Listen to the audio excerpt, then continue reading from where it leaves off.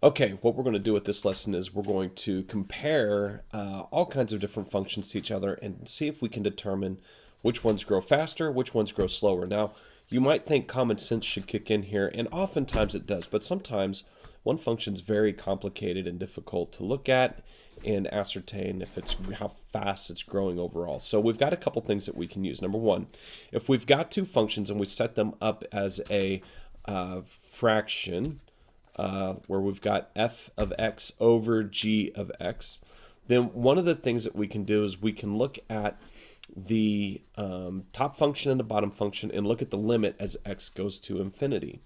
And as x goes to infinity, what should happen is that we should get infinity as an answer. Okay? In other words, both of these functions, when you look at the overall function, that top function just grows way, way, way faster, and this thing goes to infinity. Well, when that happens, what that means is g actually grows slower. On the flip side of that, if we take the same setup again, and we look at the limit of g of x over f of x, and this time we get a limit of 0 as x goes to infinity, then what we have is a situation where g actually will grow slower.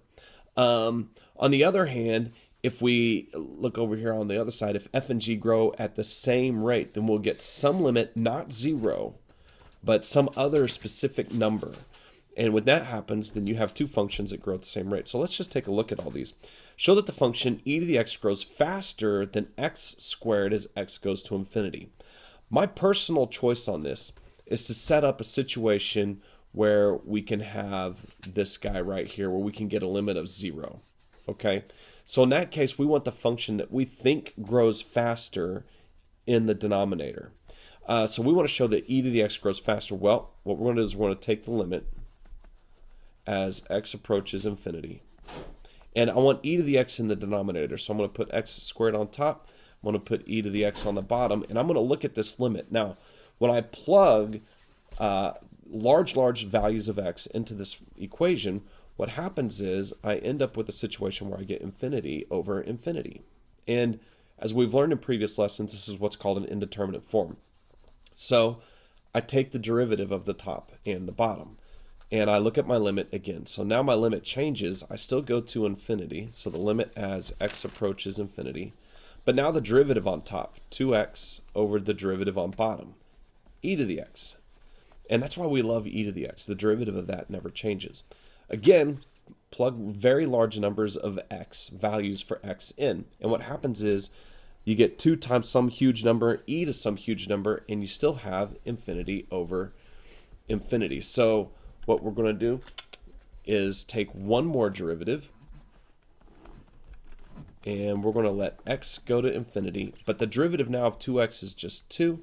The derivative of e to the x is e to the x. And now what happens is that the numerator never changes, but the denominator gets very, very large very quickly.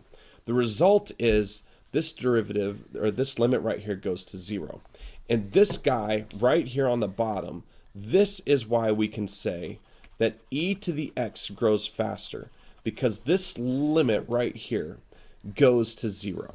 All right, and that's all that we're trying to do with looking at these different rates of change. And a lot of application of L'Hopital's rule. So be patient, try and figure out which equation you think is going to grow fastest, put it on the bottom, and then start investigating.